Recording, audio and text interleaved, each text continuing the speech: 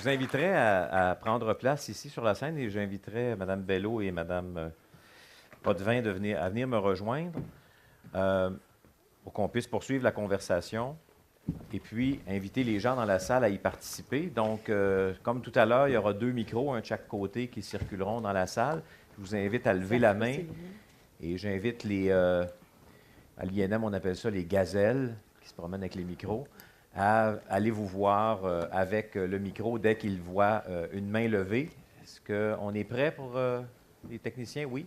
Alors, oui, j'allais poser quelques questions, mais il y a déjà une main levée. Alors, madame, je vous donne la parole. Catherine? Merci. Sylvie Morel, Université Laval. Je remarque qu'on parle beaucoup de redistribution. Ruth Rose y a fait allusion tout à l'heure en disant que, précisément, je suis tout à fait de son avis, le premier lieu où on doit se bagarrer pour lutter contre les inégalités, c'est sur le terrain de la distribution des revenus. C'est beaucoup plus engageant, c'est beaucoup plus dérangeant, parce que ça force à aller voir au cœur même des mécanismes de distribution du revenu. C'est cette démarche-là qui nous a amenés vers l'équité salariale pour revoir les rémunérations des femmes. C'est cette démarche-là qui nous amène à tenter de relever le salaire minimum, qui est un autre enjeu de fond. Ce sont des démarches qui nous forcent aussi à regarder les pratiques de gestion de ressources humaines et la manière dont la valeur ajoutée est partagée entre le capital et le travail de façon plus large. Donc, ça pose des questions qui bouleversent davantage, on le voit bien. Alors, je pense qu'il ne faut pas perdre de vue cet aspect-là, parce que c'est là que se passe la prévention. Vos interventions, dont je vous remercie par ailleurs, j'aurais dû commencer par là d'ailleurs, vos interventions mettent l'accent sur les itinéraires, sur l'importance de la prévention. Donc, si on veut prévenir, les mécanismes fiscaux ou de politique sociale ou de services publics viennent corriger. Il faut d'abord, je pense, prévenir pour être en phase et en cohérence avec ce que vous avez dit. D'autre part, je pense qu'il y a un enjeu fondamental lié à l'évaluation elle-même, c'est-à-dire que cette évaluation-là, elle n'est pas neutre. Il y a des pratiques, évidemment, qu'il faut questionner, parce qu'au sein des pratiques d'évaluation s'insèrent de nombreux biais de tous ordres. Ça encore, la question de l'équité salariale nous a forcés à le regarder de très près, parce que les critères selon lesquels on examine les rémunérations nous montrent qu'il y a des biais sexistes, et ça vaut pour tous les types d'évaluation.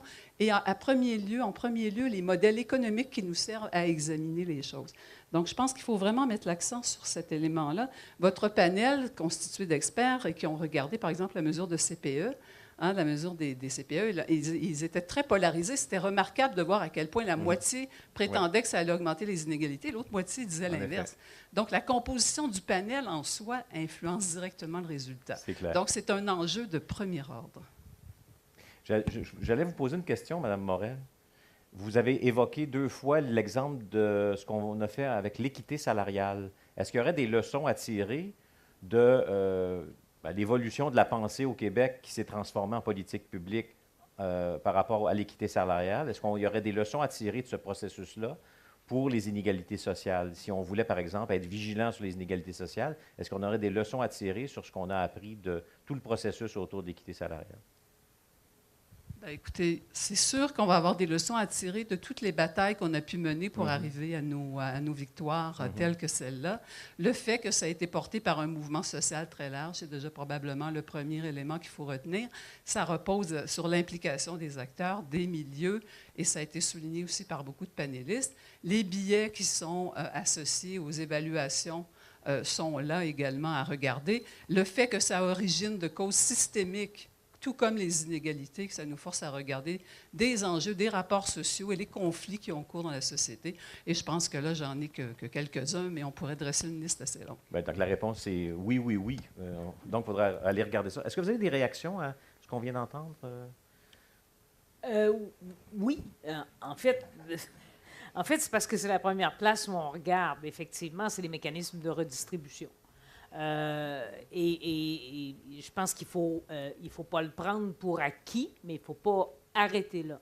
C'est parce que si on arrête là, c'est qu'il y a toujours, même dans tout mécanisme de redistribution, des imperfections qui sont là.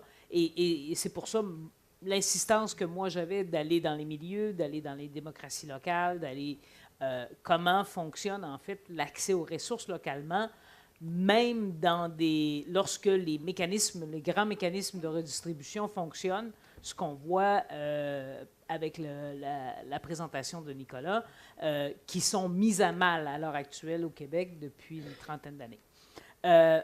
Ce qui ne veut pas dire, effectivement, de ne pas continuer à s'intéresser à ces grands mécanismes de distribution-là. Et à mon avis, il faut vraiment y aller dans cette approche à deux vitesses, là. Une vitesse sur les grands mécanismes sociaux, puis une vitesse dans les milieux. Ce qui, du point de vue de l'évaluation, va proposer des approches extrêmement différentes. Effectivement, dans les mécanismes de redistribution, on fait beaucoup appel aux grands modèles économiques, à des grandes simulations pour lesquelles, effectivement, on a des données. Ce qui m'amène à dire, en passant, qu'au Canada, maintenant, on sait bien la faiblesse de données que nous avons pour le recensement, compte tenu de la décision du gouvernement Harper de ne pas rendre obligatoire le recensement, la partie longue du recensement. Nos partenaires de l'OCDE nous ont bien avisé qu'à partir de 2011, nos grandes séries étaient questionnables et les conclusions qu'on peut en tirer sont questionnables. Surtout des gens dont on parle, surtout des gens qui sont les moins bien nantis dans les sociétés et surtout sur ces variables-là. Donc, effectivement, on a des défauts de données à ce niveau-là, mais c'est que ça va amener aussi dans les milieux, et c'est là où, à mon avis, on a des percées à faire, c'est comment ces grands mécanismes-là de distribution affectent aussi ce qui se passe dans les milieux de vie et inversement, et comment on peut essayer effectivement de les lier par un monitorage un peu plus sensible. Donc, j'abonde tout à fait dans votre sens, mais j'aimerais qu'on ne néglige pas ce qui se passe dans les milieux de vie en se focalisant sur les mécanismes de distribution, bien sûr. Madame Bello, vous vouliez ajouter quelque chose? Oui, il me semble que dans cet enjeu-là de distribution, de redistribution, la question de la reconnaissance est donc de produire une société plus juste, donc de mesurer la contribution et de distribuer à la mesure de la contribution de chacun dans la société, que ce soit par un salaire, que ce soit par un revenu d'aide sociale, etc., permet effectivement d'établir la base des stratégies d'égalité entre les individus. Et effectivement, la question de la redistribution et de l'effet correcteur du rôle de l'État, je pense qu'il ne faut pas effectivement l'ignorer. Dans un contexte où on est dans un effritement de l'État et du rôle de l'État, se centrer aussi sur la redistribution et focuser sur les mécanismes de redistribution permet de voir aussi ce qu'on est en train de faire en termes de rôle de l'État au détriment des enjeux de marché, etc. Donc, il faut tenir effectivement les deux bords, mais il ne faut pas ignorer que l'un ne va pas sans l'autre, ou qu'en tous les cas, produire une justice sociale va être nécessairement associé à ces deux éléments. Une intervention ici, monsieur? Jean Panet-Raymond. Aujourd'hui, j'ai un chapeau de membre du conseil d'administration de la Fondation Beatty. Ce qui me frappe, d'abord, j'ai beaucoup apprécié les trois et la complémentarité. Ce qui me frappe, c'est trois éléments. D'abord, je pense que Céline et Martin ont tous les deux souligné, puis Louise vient de le souligner, l'importance de la reconnaissance des sujets eux-mêmes, la parole des milieux, la parole des jeunes, la parole des itinérants. Bon, Céline travaille beaucoup à ce niveau-là. Et je me sens en parallèle avec la parole des scientifiques, c'est-à-dire que ce soir, cet après-midi, ce matin, on a invité trois scientifiques. Et ce qui me frappe depuis un certain temps, puis Martin, tu l'as soulevé, c'est l'obscurantisme politique et religieux. On a beaucoup dénoncé StatCan et les coupures du gouvernement Harper, mais à l'intérieur des ministères, la mémoire institutionnelle dont tu parlais, elle s'effrite avec le départ de personnes et avec des budgets coupés qui suivent le départ de ces personnes-là. Donc, toute notre topo aujourd'hui, c'est de regarder des outils de mesure avec les sujets, avec l'expertise. Et ce défi de rencontre de ces expertises de milieu, d'une part, et scientifiques, d'autre part. Puis comme fondation, on est un carrefour. On est souvent appelé à soutenir ces voix du milieu ou des milieux, mais on oublie que pendant ce temps-là, il y a un travail de sape énorme qui va nuire à cette complémentarité d'avoir ces données scientifiques. Et ça me semble pour moi extrêmement important. Et je trouve que c'est peut-être un autre cheval de bataille, un sous-produit de la lutte sur les inégalités aujourd'hui, c'est que le travail de SAP se fait sûrement à l'intérieur des officines gouvernementales. Mais, en fait, ce que vous venez d'évoquer m'amène à vous poser une question parce que, Madame Bello, vous l'avez mentionné, la société, dans certains endroits du monde, la société civile ou des organisations hors gouvernement produisent des données ou produisent des indices ou des indicateurs, des tableaux de bord. Mais souvent, pour les produire, à moins que j'ai mal compris, il faut d'abord avoir accès aux données. Alors, vous avez donné, Mme Potvin, l'exemple du recensement, dont la fiabilité maintenant est remise en question. M. Panay-Raymond vient de mentionner, et M. Goyette l'avait dit auparavant, la mémoire institutionnelle s'effrite, on n'a pas toujours accès aux données qu'on voudrait avoir. Alors, est-ce qu'il est possible, admettons que les fondations ici disaient, nous, on va s'en faire un tableau de bord. On va demander, on va mandater des gens pour en créer un. Est-ce que, jusqu'à quel point c'est possible de faire des choses si, justement, se poursuit cet effritement dont M. Panay-Raymond a parlé? M. Goyette? Oui, je peux peut-être commencer. D'abord, je dirais que effectivement, je n'ai pas eu le temps d'en parler, mais l'effritement des expertises se fait dans les officines gouvernementales, comme Jean Panay-Raymond l'a dit, comme je l'ai souligné, mais se fait aussi à plein d'autres niveaux. Des gens, comme la plupart des gens ici qui sont dans la salle aujourd'hui, qui se voient changer de chaise et de rôle dans les différentes structures, que ce soit à la suite de l'application du projet de loi 10, par exemple, en santé et services sociaux. J'implante actuellement un immense projet de recherche où, au niveau des données administratives, de panels longitudinaux et puis d'analyse sur l'implantation concrète dans les territoires, on croise les 3 niveaux. Et en quelque sorte, l'opération de recherche qui rassemble des centaines d'organismes est suspendue à plusieurs égards parce que tout le monde est en train de changer de place. Parce qu'il y a des organisations qui disparaissent? Parce qu'il y a des organisations qui disparaissent, parce que associations. les mandats légaux, Oui. par rapport à certains suivis de clientèle, sont donnés à d'autres. Par Donc, exemple, il y a plein d'enjeux. Dans des établissements, les mandats changent. Donc, Tout à fait. donc, les données dont vous aviez besoin pour monter votre recherche, vous n'y avez plus accès parce qu'elles ne sont tout simplement plus recueillies? Ou en tout cas, il y a Parfois, c'est ça.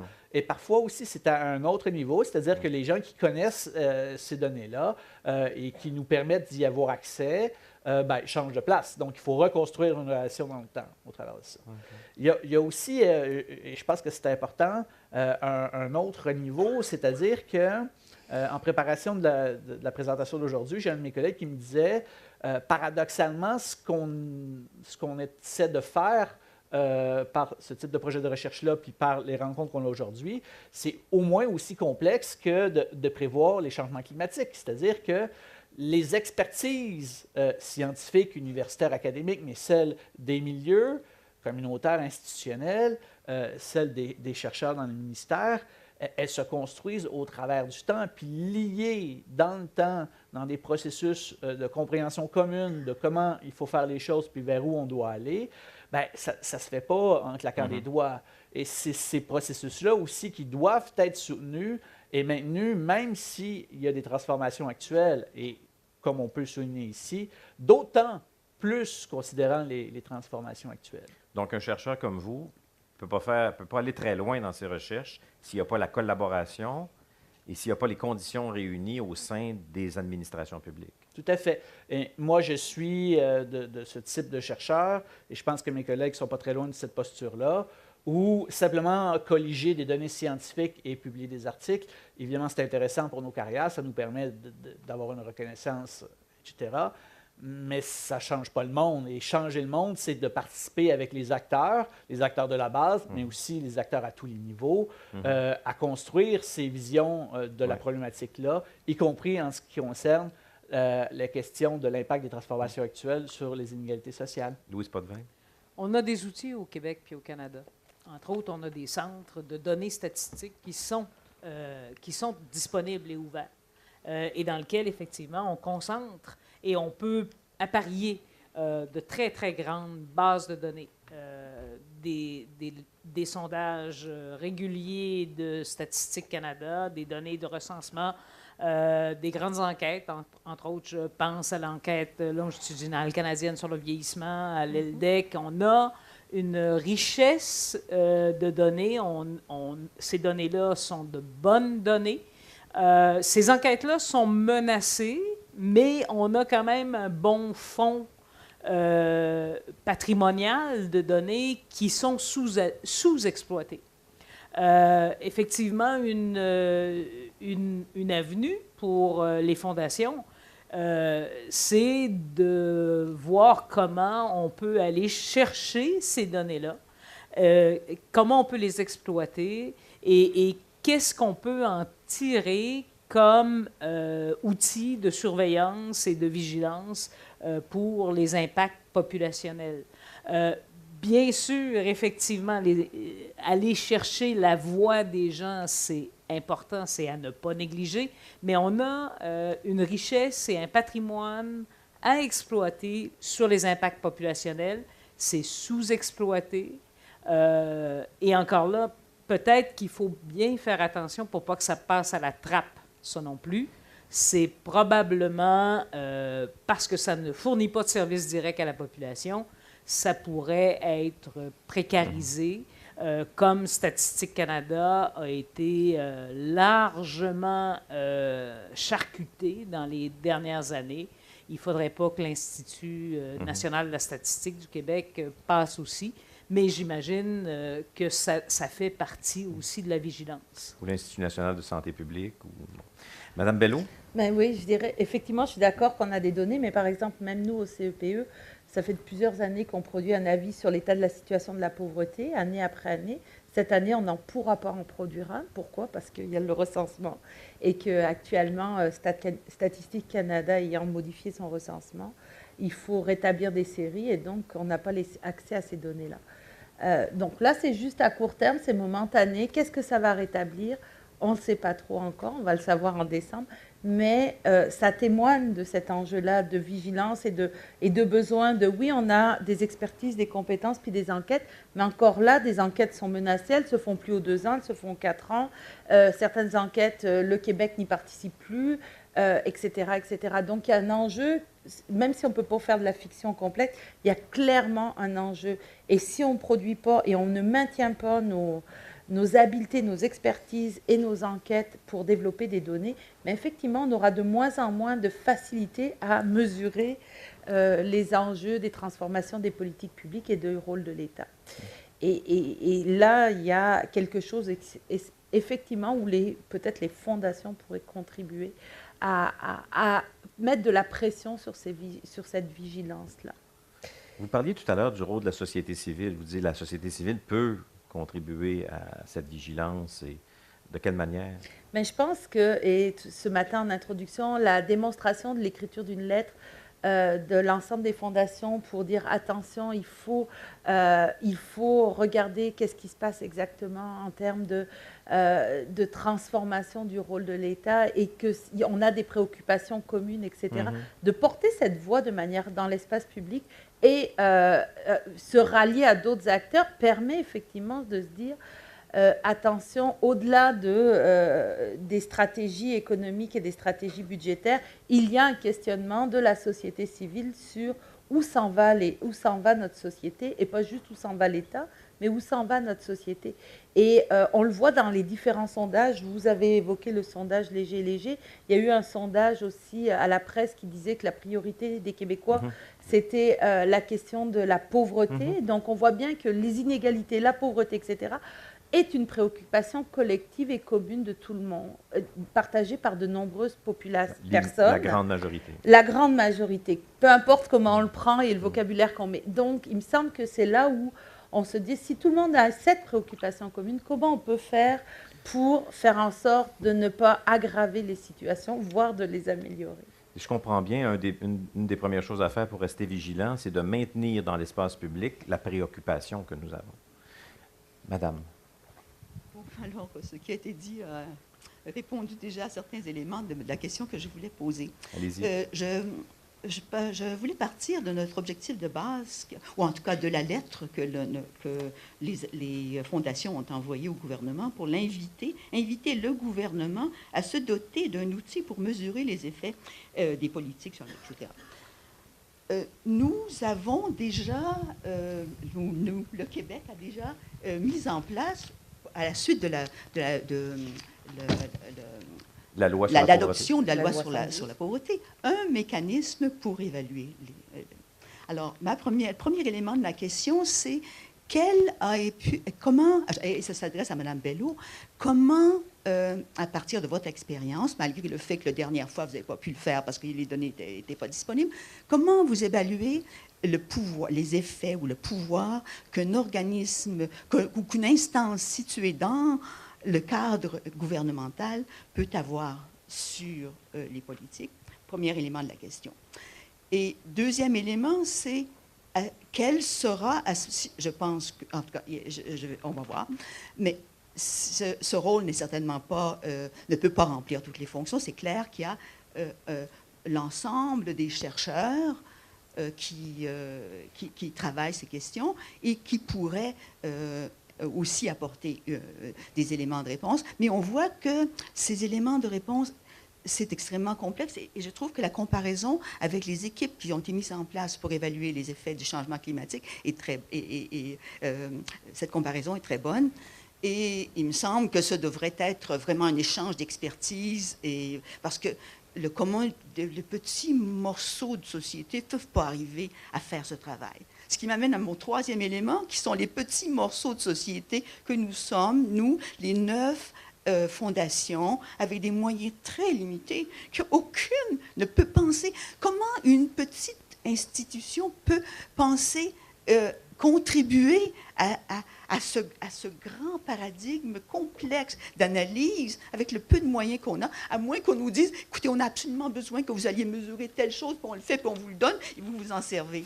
Alors donc, ma question va sur le rôle et le pouvoir de chacune des instances. Le rôle et le pouvoir des instances à l'intérieur du gouvernement, le rôle et le pouvoir des instances de recherche à l'extérieur, et le rôle et le pouvoir des fondations que nous sommes. J'ai oublié de vous demander de vous identifier. Oh, pardon. Muriel Garon, je suis liée à la Fondation Léa Robach. Merci beaucoup. Alors, grande question. Je vais vous donner la parole à tous les trois dans l'ordre, à commencer par Mme Bello, puisque vous êtes directement interpellée avec le CEPE. Puis on va compléter la portion avant la pause par ce tour de panel. Mme Bello. D'abord, dire qu'effectivement, le CEPE est une structure qui permet un certain nombre de choses, mais qui n'est certainement pas dans l'imaginaire de ce qu'il y avait dans la loi 112, ce qui était prévu.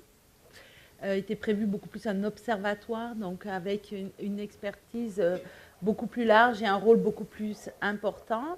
Il n'en demeure pas moins que le CEPE existe, qu'il est toujours là, qu'il n'a pas été victime d'austérité encore, mais qu'il produit des avis d'état de la situation sur la pauvreté. Là, on va sortir une série d'indicateurs sur l'exclusion.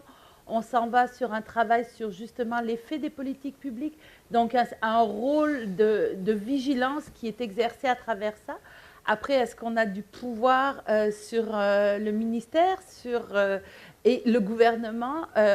Nos avis sont présentés, sont écoutés, entendus, je ne sais pas toujours certainement. À voir l'évolution, mais ça permet quand même d'assurer une vigilance, un minimum de vigilance par rapport, et de rappeler que tant la société civile que le législateur ont souhaité que les questions de pauvreté et d'inégalité soient au cœur de l'action de l'État. Et que donc les mesures et les politiques qui sont mises en place devront regarder aussi leurs effets sur ces enjeux-là.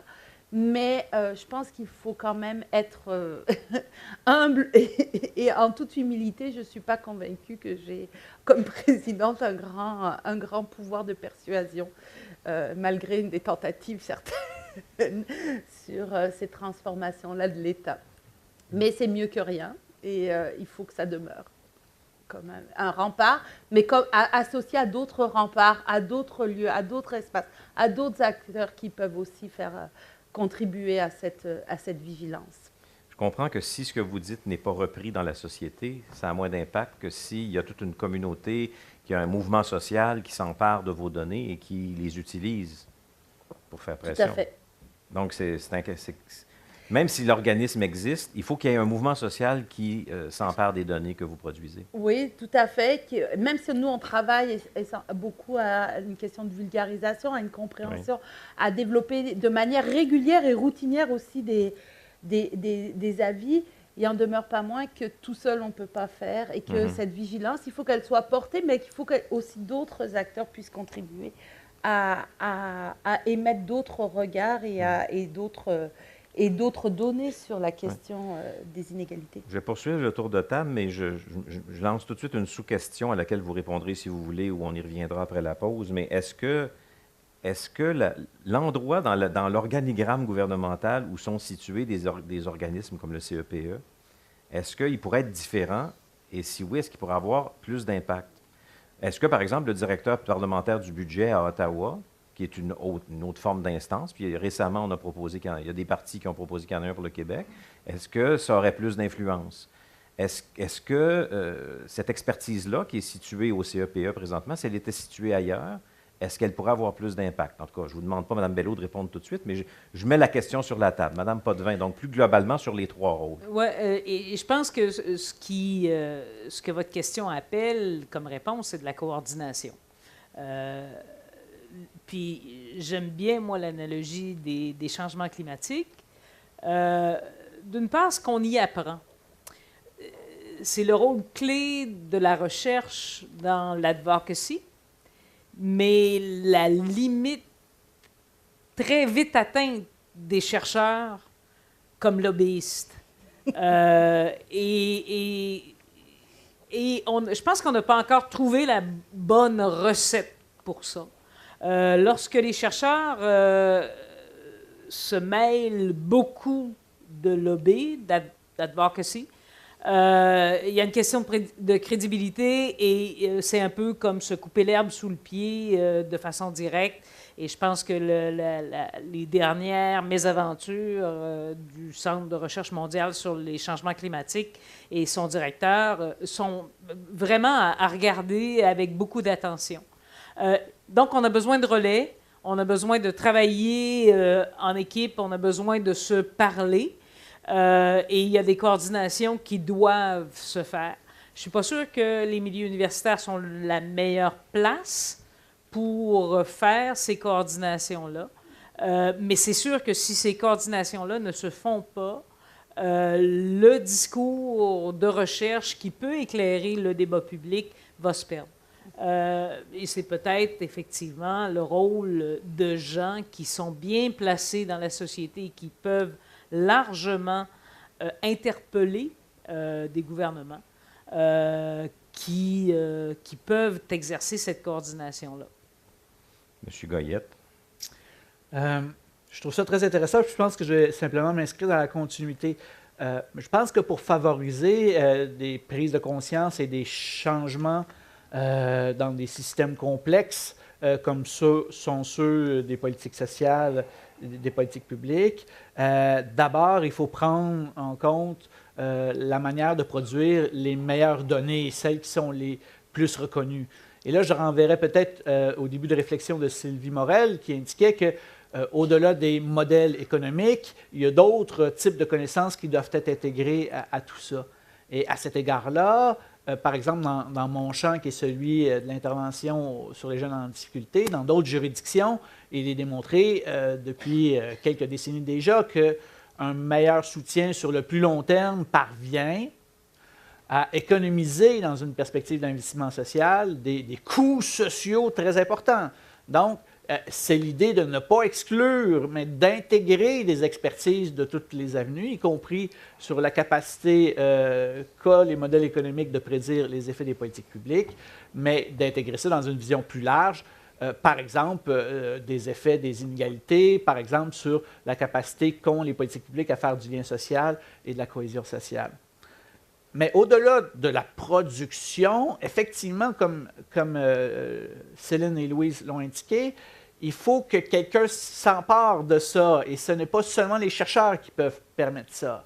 Et c'est un peu de la manière dont j'essaie de travailler, et là, peut-être que je ne me positionne pas comme ce chercheur neutre qui produit des données neutres, pour reprendre encore ce que Sylvie Morel a dit, mais des chercheurs non pas militants dans mon cas, mais simplement intéressés et engagés à améliorer, parce que je crois qu'il faut améliorer les services aux jeunes en difficulté simplement, et qu'à cet égard-là, il faut évidemment que si dans une perspective de mobilisation des connaissances, on reconnaît que les changements de politique publique sont complexes parce que chacun des acteurs possède une partie de la solution au problème, ben, il faut intégrer ces gens-là, y compris dans nos dispositifs. Et si j'étends cette réflexion-là à la réunion qu'on a aujourd'hui, ben, certainement que les fondations ont un rôle central dans ces dispositifs-là afin qu'ils s'y joignent, qu'ils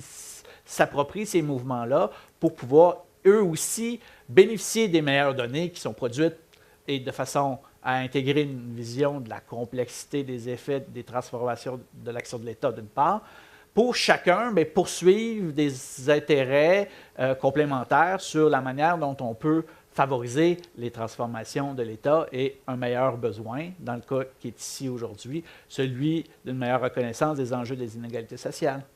Donc, il y a des chercheurs qui ne veulent pas, qui ne peuvent pas s'impliquer.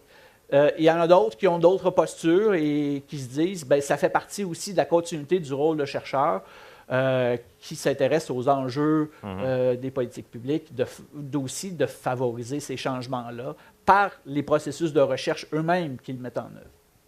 Madame Bello, voulez-vous répondre à ma question de tout à l'heure? Oui, je vais répondre. Alors, je vais répondre comme une jeune présidente du CEPE face à des piliers historiques du CEPE, dont l'ancien président Alain Noël et Viviane Labrie, qui a travaillé très, très fort au sein du CEPE. Donc, je vais répondre en les regardant. Il me semble qu'un directeur de budget, c'est quelqu'un qui va avoir un regard particulier, important, mais qui va avoir un regard comptable sur la question du budget de l'État. Or, poser la question de la pauvreté et de l'exclusion demande d'abord un regard interdisciplinaire, ce que offre le CEPE, puisqu'on est différents chercheurs de différents horizons, mais aussi avec des gens des milieux, des représentants ou en tous les cas portant la voix de personnes en situation de pauvreté. Et il me semble que la comptabilité avec la pauvreté, les inégalités ne sont pas tout à fait en tous les cas, que le regard plus général, plus global sur des questions de pauvreté ne doivent pas se faire simplement à la lumière d'une comptabilité de l'État. Donc le CEPE devrait bien vivre encore quelques années. On s'en tient à ça pour maintenant. Alors, merci beaucoup tous les trois. Nous allons maintenant prendre une pause. Nous allons reprendre à 11h moins 10, donc dans une vingtaine de minutes. Et à ce moment-là, ce sera à vous de répondre aux questions. J'en ai 3 questions pour vous. Quelles sont les dimensions ou les indicateurs qui seraient importants à vos yeux de prendre en compte si on veut évaluer l'impact des politiques publiques sur les inégalités? Quels pourraient être les mécanismes qui nous permettraient de faire ce type d'évaluation-là?